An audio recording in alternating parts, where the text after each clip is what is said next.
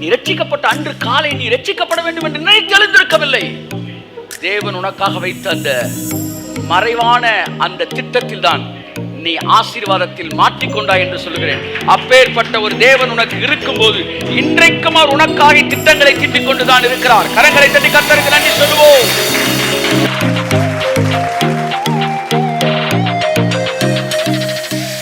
உங்கள் கணவர் ஒரு ஆசீர்வாதம், உங்கள் மனைவி ஒரு ஆசீர்வாதம், இந்த ஊழியம் ஒரு ஆசீர்வாதம், இந்த ஊழியத்தில் நீங்கள் கனெக்ட் ஆனது ஆசீர்வாதம். ஆனா இது எல்லாம் எப்படி நடந்துச்சு?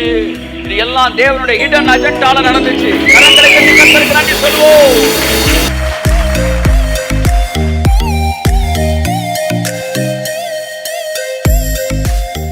தன்னுடைய திட்டத்தை தன்னுடைய சீட்டங்களை கொண்டு அவர் நிறைவேற்றவில்லை, தன்னுடைய எதிரிகளை கொண்டு அவர் நிறைவேற்றினார். கையெழுந்தாமே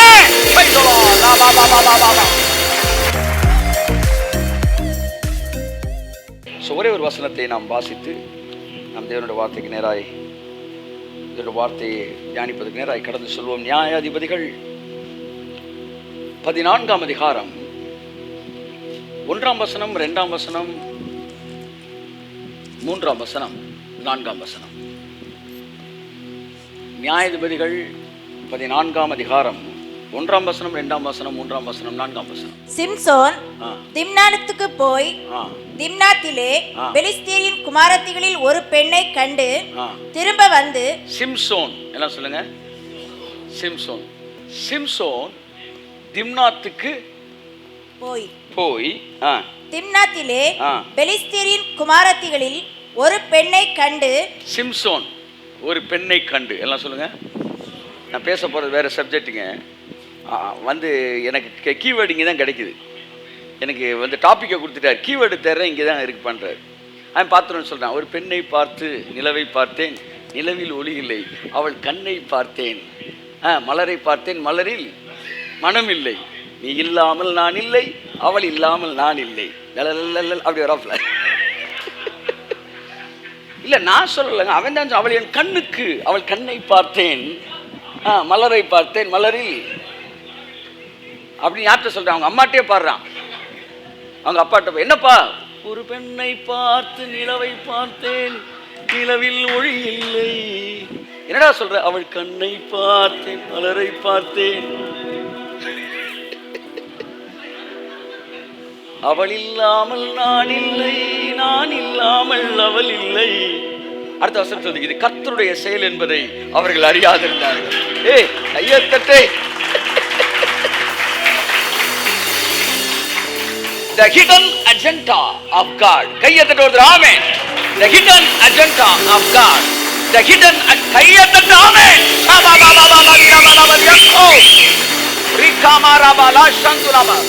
The snares of blessings.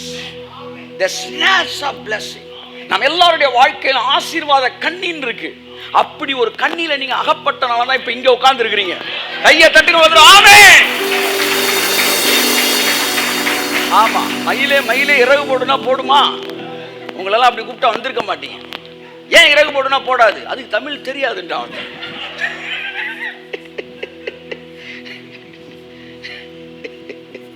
ஏன் வாசல் தெளிச்சு குளம் போடுறாங்க தெரியுமா அப்படின்னு கேட்டேன். தெரியல. குளம் போட்டு வாசல் தெளிச்சு அழிஞ்சிரும்ல சார், அதனால அதை வாசல். அந்த மாதிரி உங்களெல்லாம் மயிலே மேலே இறகு பண்ணால் போட்டிருக்க மாட்டீங்க. நான்லாம் இந்த சட்டையை ரொம்ப விரும்புகிறேன் சார். அவர் மயிலே மேலே இறகு போடு அப்படின்னா போட மாட்டோம். நம்மளாம் ஐஸ்வர்யத்துக்கு என்ன கூப்பிட்டாரு, நான் வரவே மாட்டேன். எனக்கு பிடிச்ச வசனம் அப்போஸ்தலர் 3ஆம் அதிகாரம், வெள்ளியும் பொன்னும் என்னிடத்தில் இல்லை, என்னிடத்தில் உள்ளதை உனக்கு தருவேன் சொல்லும் போது நான் ஆவில் அழிஞ்சிடறேன். கர்த்தர் சொல்றாரு, என்ன உன்னை எப்படித்தான் அவ்வளோ தூரம் இழுத்துட்டு போப்பாரு நான். ஆனால் இன்னைக்கு ப்ராஸ்பெரிட்டின்ற டாபிக்ல வந்து பிஹெச்டியை நோக்கி இழுத்துட்டு போயிட்டு இருக்கிறார். இது கர்த்தருடைய செயல் என்பதை நாம் அறியாதிருந்தோம். இங்கே திம்னாத்துக்கு போகிறான் சிம்சோன். அங்கு ஒரு பெண்ணை பார்க்கிறான், ஒரு நிலவை பார்க்கிறான், அவள் கண்ணை பார்க்கிறான். நான் சொன்னதுல வசனத்தில் இருக்கு. காலையில் ஒரு ஆவிக்கிற பாடல் கற்றுக் கொடுத்துருக்கிறேன். ஆமா, ஆதாம் பாடிய முதல் பாடல் என்ன?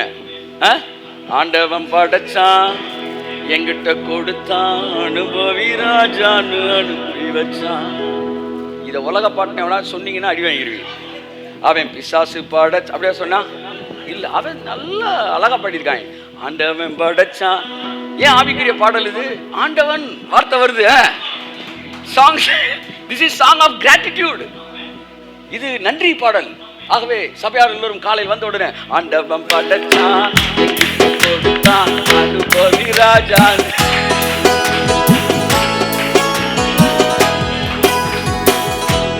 இது சினிமா பாட்டுன்னு சொல்றதுக்கு ஒரே காரணம், அவன் சினிமாக்காரன் எழுதுனான்றதுனாலதான். அப்ப சொன்ன ஆளை வச்சு மேட்ரை வெளியே தூக்கணும்னா, நீ இன்னைக்கு பரிசுத்தம் பேசுற, நீ கூட பாவிதான் ஒரு காலத்துல. அதில் நீ சொல்றதை கேட்காம இருக்க முடியுமா?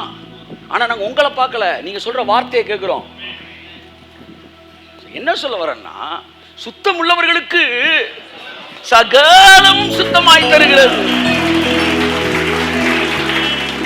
அசுத்தம் உள்ளவனுக்கும் அவிசுவாசிக்கும் ஒன்றுமே சுத்தமாய் இருக்காது. வீட்டில் அவங்க அப்பா பார்த்தாலும் சுத்தமா தெரியப்படுறாரு, ரொம்ப மோசமானவங்க அம்மா பார்த்தா கூட சுத்தமா தெரியும், யாருமே சுத்தமா தெரிய மாட்டான். ஏன்னா அவன் அசுத்தம் உள்ளவன். பெரிய தீர்க்கதரிசி சொல்றாரு, நான் வந்து இன்னைக்கு என்ன ஆண்டவரே பேசணும், நீங்க வந்து இன்னைக்கு கூட்டத்தில் என்ன பேச அப்படின்னாராம். அவனை கர்த்தர் சொன்னாராம், நான் பேச நினைப்பது நீ பேச வேண்டும், நீ பேச வேண்டும். ஆமென் ஆமென்.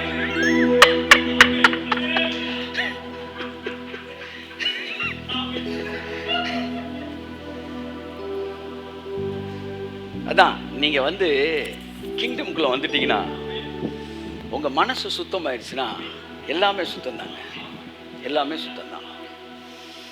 விஷயம் என்னன்னா மனசு சுத்தமாகும். ஓகே, இப்ப சிம்சோன் சொல்றான், ஒரு பெண்ணை பார்க்கிறான்.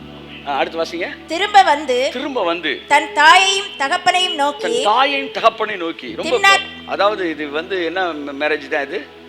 Arranged marriage, love cum arranged. தாயும் தந்தையும் நோக்கி திம்னாத்திலே பெலிஸ்தீரின் குமாரத்திகளில் ஒரு பெண்ணை கண்டேன். ஒரு பெண்ணை சொல்றான், பார்த்தேன். அடுத்து அவளை எனக்கு கொள்ள வேண்டும் என்றான். அவளை எனக்கு நீ கல்யாணம் பண்ணி கொடுக்கணும்ன்றான். இந்த பெண் எங்க உள்ளவள்? பெலிஸ்தீர் கூட்டத்தில் பிறந்தவள். பெலிஸ்தீர் என்பவர்கள் புறஜாதி, புறமார்க்கம், சாதிக்க விரும்புறேன்ற மாதிரி ஆயிப்போச்சு. இப்ப அடுத்த வருஷம் என்ன சொல்லுது வாசிங்க. அப்பொழுது அவன் தாயும் அவன் தகப்பனும் அவனை நோக்கி, நீ போய் விருத்த சேதனம் இல்லாத பெலிஸ்தியரிடத்தில் ஒரு பெண்ணை கொள்ள வேண்டியது என்ன? உன் சகோதரரின் குமாரத்திகளிலும் என் ஜனம் அனைத்திலும் பெண் இல்லையா என்றார்கள். சிம்சோன் தன் தகப்பனை நோக்கி, அவள் என் கண்களுக்கு பிரியமானவள். பாத்தீங்களா, கண்ணை பார்த்தேன்றான், கண்களுக்கு பிரியமானவள், அவளையே எனக்கு கொள்ள வேண்டும் என்றான். அவளையே எனக்கு கொள்ள வேண்டும் என்றான். உன்னை எப்படி பிரசங்கம் பண்ணாயே, அவன் கண் பார்த்ததினால் அவன் கண்ணை பிடுங்கினார்கள். லவ் மேரேஜ் பண்ற கண்ணெல்லாம் பிடுங்கி இருக்குன்னா ஊருக்குள்ள பாதி பேருக்கு கண்ணே இருக்காது. I am not a supporter of love marriage, but I am not against of love marriage. நான் என்ன சொல்ல வரேன், வர்ற விளைவுகளுக்கு நீ பொறுப்புட தாராளமாக லவ் பண்ணிக்க. சிலருக்கு வந்து அது அமைஞ்சது பாசிட்டிவா, தெரியாம சித்தத்தில் காலை வச்சிடறாங்க. சிலர் தெரியாம, நான் அந்த ஏரியாவுக்கே வரல, என்னை விட்டுருங்க, ஆளை விட்டுருங்க.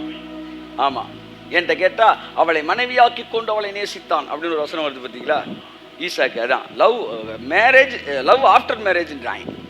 இவன் வந்து லவ் பிஃபோர் மேரேஜ்ன்றானா. சரி, என்னமோ அவன் அந்த வயசை தாண்டிட்டோம், இப்போ நம்ம அது பேச முடியாது. we are unqualified to talk about love. அடுத்து வாசிங்க.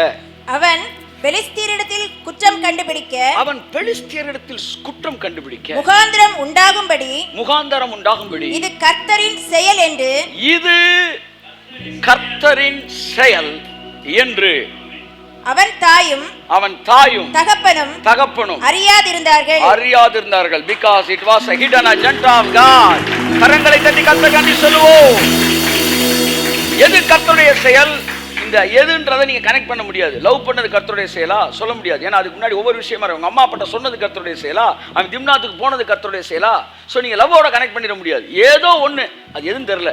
பைபிள் சொல்லி இது மனுஷரால் உண்டானதல்ல, இது கர்த்தருடைய ஈவு. கிருபையினாலே விசுவாசத்தை கொண்டு ரட்சிக்கப்பட்டீர்கள். இது கர்த்தருடைய எது? கிருபையா விசுவாசமா தெரியல. விசுவாசத்தினாலே, கிருபையினாலே விசுவாசத்தை கொண்டு ரட்சிக்கப்பட்டீர்கள். இது எது? விசுவாசமா கிருபையா? இது கர்த்தருடைய ஈவு. எது? இன்னைக்கு வரைக்கும் எனக்கு தெரியல. கிருபையா விசுவாசமா? விசுவாசம் வந்தாலும் அது கர்த்தர் கொடுத்த ஈவு தான். கிருபை அது கர்த்தருடைய தான். எதை தான் ஈவுன்றாரு? விசுவாசம் ஏதுன்னு சொல்ல முடியாது, அது ஈவு தான். ஸோ அது இதுன்றது ஹிடன். ஏன்னா ஹிடன் அஜெண்டான்னும் போது சில மேட்டர் ஹிடனாகவே இருக்கணும். இது கர்த்தருடைய செயல் என்றால் நீங்கள் லவ் பண்ணுறதுன்னு நினச்சிடக்கூடாது. இல்லை லவ் பண்ணுறது இல்லைன்னு நினச்சிட முடியாது. திம்னாத்துக்கு போனதாக இருக்கலாம், அவங்க அப்பாட்ட சொன்னதாக இருக்கலாம், அந்த பொண்ணை பார்த்ததா இருக்கலாம், அல்ல பொண்ணு கிராஸ் பண்ணதாக இருக்கலாம், வாட் எவர் இட் மேபி, ஏதோ ஒரு ஹிடன் அஜெண்டா அங்கே கர்த்தர்ட்ட இருந்துச்சு. பெலிஸ்தீர்களை அழிப்பதற்காக சிம்சோனை உசுப்பேத்துறதுக்கு தேவன் ஒரு அஜெண்டா வச்சிருந்தார். ஒரு நல்ல டாபர் மேனை வாங்கிட்டு வந்திருக்கிறார். அது என்ன செய்யுது? பாலை குடிச்சிட்டு அப்படியே பொமேரியன் மாதிரி படுத்திருக்கு. கர்த்தர் சொல்ற, டே நீ டாபர் மேன்ரா அப்படின்னு தூங்கி. அப்ப அவன்கிட்ட சொல்லி கொடுக்குறாரு, பெலிஸ்தீர்கள் நீ அடிச்சா தாண்டா என் பிள்ளைகளை விடுவிக்க முடியும். அவனுக்கு பிரச்சனையே பண்ண மாட்டேன்றான். இவன் ஃப்ரெண்ட்ஸ் ஃபுல்லாக பெலிஸ்தீராக தான் இருக்கிறான். எப்போ பார்த்தாலும் இவன் டீ கடை தாப்பே எதிரிகள்கிட்ட தான். அவன் எப்படி எதிர்ப்பான்? அவன் தேவன் ஒரு அஜெண்டா வச்சாரு பாருங்க. கை தட்டுங்க. ஹல்லேலூயா. ஸோ இன்றைக்கு God's hidden agenda in your life, உங்க வாழ்க்கையில கூட தேவன் பல ஹிடன் அஜெண்டா வச்சிருக்கிறார். அது ஆசீர்வாத agenda. I called that agenda is the snares of blessings. அதை ஆசீர்வாத கன்னிகள் என்று அழைக்கிறேன். உங்கள் வாழ்க்கையிலே பல இடங்களில் அந்த கன்னிகளில் நீங்கள் பிடிக்கப்பட்டிருக்கிறீர்கள். பல இடங்களில் நீங்கள் பிடிக்கப்பட்டபடினால்தான் இன்றைக்கு இந்த இடத்தில் வந்து அமர்ந்திருக்கிறீர்கள். கரங்களை தட்டி கர்த்தருக்கு நன்றி சொல்லுவோம். ஆமென். ஆசீர்வாத கன்னிகள். ஆமென். அன்புள்ள அண்ணன் அகஸ்டின் ஜெபக்குமாருக்கு ஒரு செய்தி இருக்கு. அது ஒரு கன்னி, ஆசீர்வாத கன்னி. அடுத்து பாஸ்டர் டி சோவுக்கு நான் சொல்ல விரும்பு, இதெல்லாம் எதிரிகளால் விமர்சிக்கப்பட்ட ஒரு விஷயம். இப்போ நான் பேசுகிறேன். There are 3 kinds of God's agenda in your life. ஒன்று, in unexpected incidents, accidental incidents, எதிர்பாராத சம்பவங்களில் தேவனுடைய அஜெண்டா. எப்படி? எதிர்பாராத சம்பவங்கள். அடுத்து, God's hidden agenda in your mistakes too. உன்னுடைய தவறுகளில் தேவனுடைய அஜெண்டா. கைத்தட்டு. ஆமென். மூன்றாவது, in enemies plan. அது எப்படி சொல்றாருன்னா, the hidden agenda, in the hidden agenda of devil in your enemies, of your enemies. அதாவது உங்கள் எதிரிகளுடைய மறைவான திட்டங்களுக்குள்ளாக இருக்கிற தேவனுடைய மறைவான திட்டங்கள். கைத்தட்டுவது. ஆமென். அவனுக்கே தெரியாது, ஒரு திட்டம் போட்டுக்கிட்டு இருப்பான். அந்த திட்டத்துக்கு அவர் ஒரு திட்டத்தை வச்சிருப்பாரு. போடுறா மாப்பிளம், பந்த போடுறா பாப்பா அப்படின்னு பாரு. That is the third hidden agenda. So 3 kinds of hidden agenda in unexpected incidents, happenings. எதிர்பாராத சில சம்பவம் நீங்க நினைக்கிறீங்களே, அது எதிர்பாராததே கிடையாது, அது யதார்த்தமே கிடையாது. அங்க தேவன் ஒரு அஜெண்டா வச்சுதான் அங்க கொண்டு போறாரு. 3 இன்சிடென்ட் சொல்றேன். இதுக்கு 3 இன்சிடென்ட் சொல்ல விரும்புறேன். நான் ரொம்ப பெரிய பிரசங்கம்லாம் பண்ணல, நான் கொஞ்ச நேரம் பேசிட்டு அப்படியே கடந்து செல்றேன், ஃப்ளோல பேசிட்டு. நம்பர் 1, அதாவது ரூத், மோவாபிய ஸ்திரீயாகிய ரூத், இஸ்ரவேல் தேசத்திலே தேவன் தம்முடைய ஜனங்களை சந்தித்தார் என்று நகமியின் மூலமாக கேள்விப்பட்ட நகமியோடு கடந்து வந்து அங்கு கதிர்மணிகளை பொறுக்குவதற்கு கடந்து செல்கிறார். அந்த நாட்களில் லேவியராகம்ல என்னாகம்ல வந்து தேவன் சொன்ன விஷயம் என்னன்னா, உன்னுடைய கதிர்கட்டுகளை நீ எடுக்கும்போது அதிலிருந்து உதிர்ந்த மணிகளை நீ பொறுக்கக்கூடாது, அதை விற்று 2000 ரூபாய்க்கு நீ சாப்பிட்ருக்கீங்கன்னா 1963 ரூபா 40 காசு அப்படின்னு ஒன்று அவன் மீதி காசு சில்லறையோடு வைப்பான். அந்த கதிர்மணி என்ன செய்யாத, பொறுக்கி பைக்குள்ள போடாத, பொறுக்கி பைக்குள்ள போடாத. அப்ப என்னையா செய்யணும்? அந்த கதிர்மணிகளை சிதற விடு. கையை தட்டு. ஆமென். ஆனால் உன்னிடத்தில் வேலை செய்கிறவர்களுக்கும் உன்னுடைய பிள்ளைகளுக்கு ரூபாய் கொடுக்கும்போது கதிர்மணிகளை சிதற விடுகிறேன் என்று சொல்வாய். ஆனால் அவன் பொறுக்கி கடைசியில் மாறிவிடுவான். அவனிடத்தில் கேட்டு வாங்கு. கையை தட்டு. ஒரு தடவை கேட்டு வாங்கு. ஆனால் வெளியில் போகும்போது கதிர்மணிகளை சிதற விடு. நீ பழத்திலே, நீ உன்னுடைய அத்தி மரத்திலே பழங்களை நீ பறிக்கும் போது கடைசி பழம் வரைக்கும் என்ன செய்யாத, நோண்டி நொங்கு என்ன செய்யாத, எடுக்காத. அதாவது கருமையா இருக்காத, கஞ்சனா இருக்காத, செதற விடு. ஆமா, இருக்கிற ஃபுல்லா வலிச்சு என்ன செய்யாத, எடுக்காத அப்படின்ட்டார் கர்த்தர். தட் இஸ் வாட் வந்து காட் ஸ்டைல். அப்படி வலிச்செல்லாம் என்ன செய்யக்கூடாது, டிப்ஸ் கூட வைக்காமல் எடுத்துகிட்டு வர்றது, இல்லை மரத்தில் கடைசி பழத்தை தேடி பிடிச்சி ஏசுனார் கனியை தேடி மாதிரி தேடி எடுக்குது, அப்பெல்லாம் பண்ணாத ஃப்ரீயாக விடுறான்னார். இதை இஸ்ரவேலில் வந்து ஜனங்கள் என்ன செய்தார், நிலச்சு வாழ்ந்தார்கள், அதை ஃபாலோ பண்ணாங்க. அப்படித்தான் எல்லாருமே ஃபாலோ பண்ணும்போது அந்த அந்த சிதறிய கதிர்மணிகளை புறக்குவதற்கு ஏழைகள் காத்திருப்பார்கள். பாருங்க, தேவன் எவ்வளவு நல்லவரா சொல்லிட்டு அவர் சொல்றாரு, நீ கடைசி இதை மட்டும் எடுக்காதரா, திக்கற்றவன் எளியவன் எடுக்கிறது விட்டுரு, நீயும் கூட எகிப்திலே திக்கற்றவனாய் அந்நியனாய் பரதேசியாய் இருந்தாய் என்பதை மறந்து போகாதே. நல்லா கை தட்டுங்களேன்.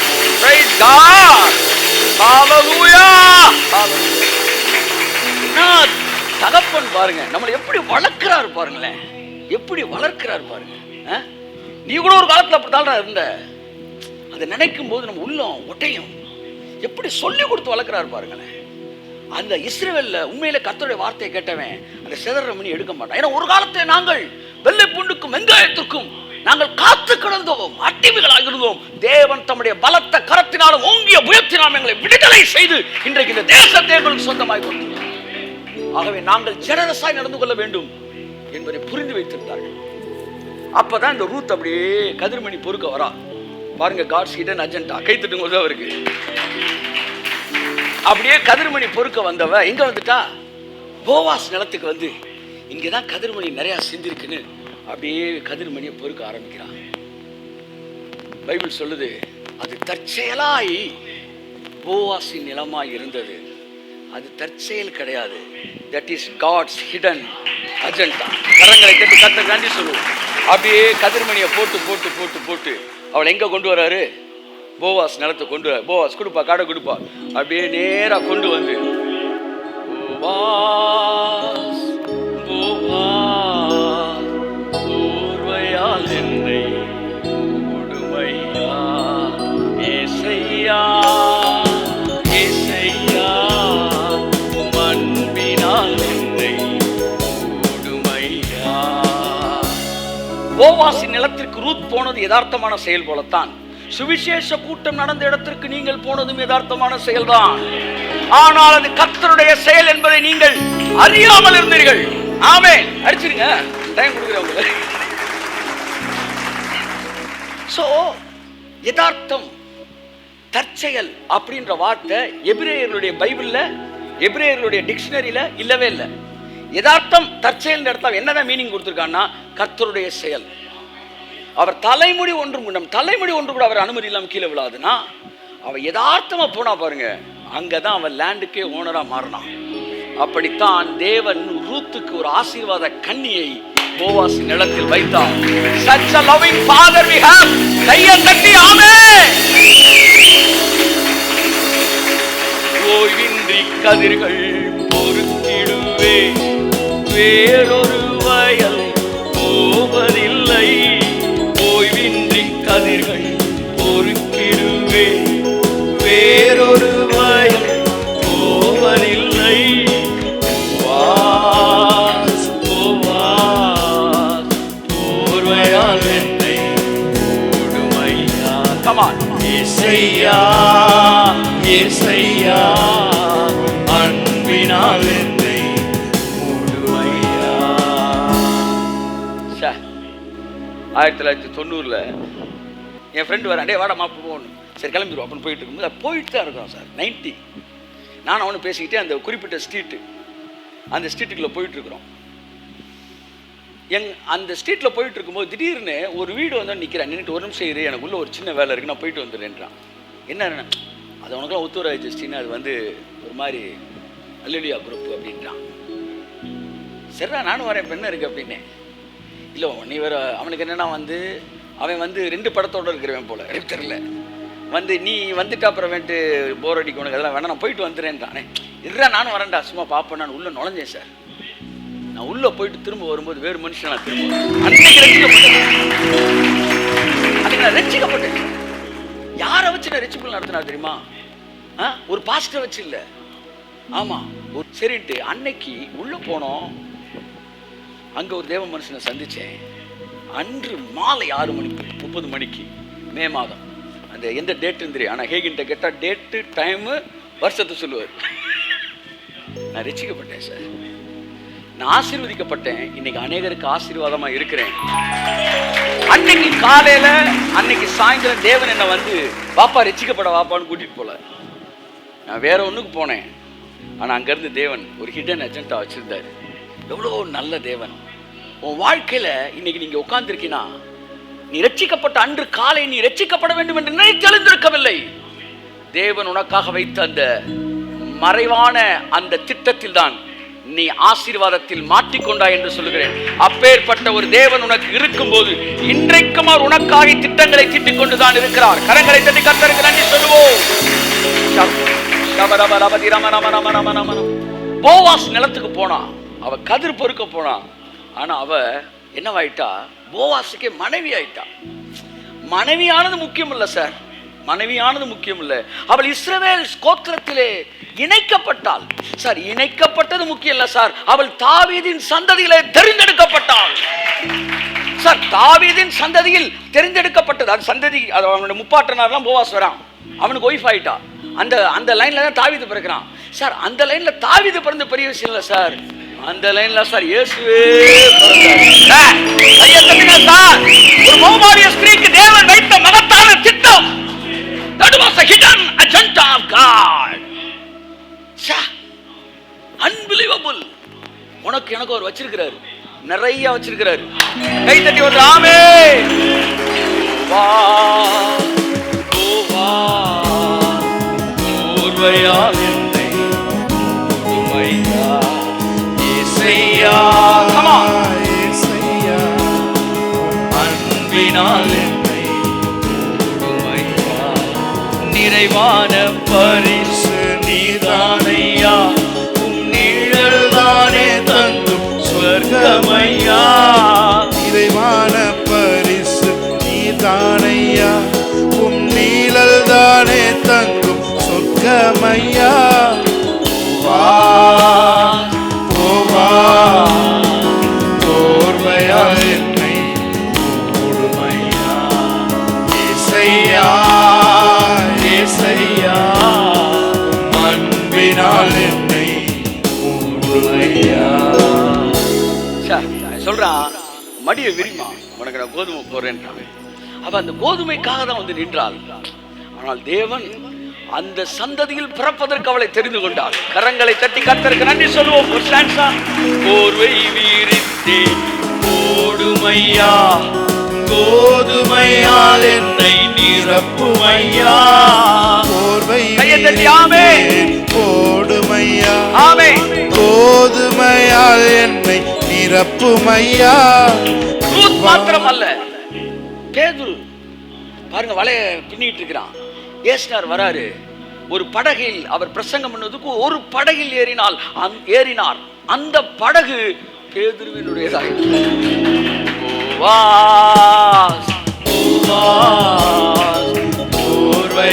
என்னை மூடுமையா. இசையா இசையா அன்பினால் என்னை மூடுமையா. உங்க வாழ்க்கையில திரும்பி பார்த்தா இன்னைக்கு வச்சிருக்கிற மிகப்பெரிய ஆசீர்வாதங்கள் எல்லாம் ஒரு யதார்த்தமான சம்பவத்திலிருந்து வந்ததுதான். அன்று இரவு யதார்த்தமாக இயேசு பேதுருவின் படகில் ஏறினார். அது தேவனுடைய திட்டமா இருந்தது. அன்று இரவு முடிஞ்சோன்னு சொன்னாரு, ஆழத்திலே கொண்டு போய் படக போடு, வலைய போடு. போட்டான், நிறைய வந்துச்சு. என்ன அவனுக்கு மீன் கொடுத்ததா மேட்ரு இல்ல, அவனை திருச்சபையின் பிரதான அப்போஸ்தலனாய் தேவன் மாற்றினார். எங்கேயோ கடந்த ஒரு மீன் பிடிக்கிறவனை இன்னைக்கு உலகமே பீட்டர் இல்லாட்டி நோ மேட்டர் என்பது போல தேவன் மாற்றினார். Peter is the matter of கிறிஸ்டியானிட்டின்ற மாதிரி கொண்டு வந்துட்டார். எப்பேற்பட்ட ஒரு யதார்த்த hidden agenda sir, hidden agenda.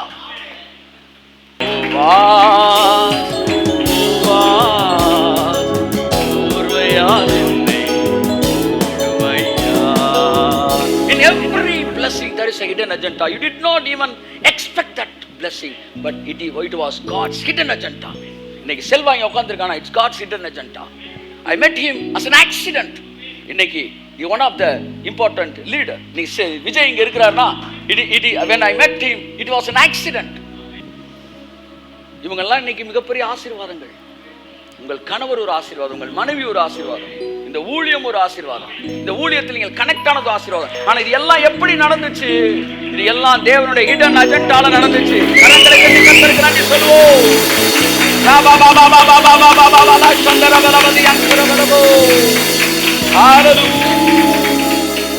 உந்தன் அடிமை நானையா, என்னை காப்பாற்றும் கடமை உமக்கையா.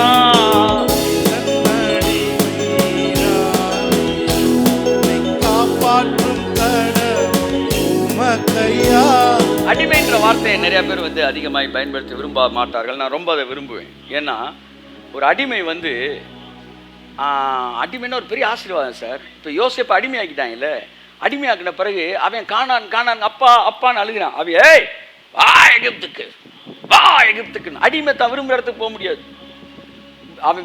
அவன் எங்கே கொண்டு போக நினைக்கிறானோ அங்கே தான் கொண்டு போவான். அப்படித்தான் இவன் அப்பாட்ட போகணும் எதுக்கு அண்ணங்கிட்ட கொட்டு வாங்குறக்கா? அப்பாட்ட போன அழுதுகிட்டே இருக்கான். அவன் நேராக கொண்டு போய் எகிப்து சிங்காசனத்தில் உட்கார வச்சிட்டாங்க. கையை தட்டு.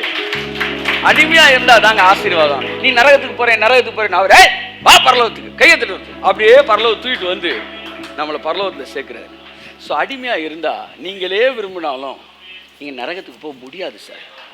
ஆமா, ஏன்னா நீங்கள் உப்பு கொடுத்தபடினாலே நீங்கள் பாவத்திற்கு செத்து நீதிக்கு அடிமைகளானீர்கள்.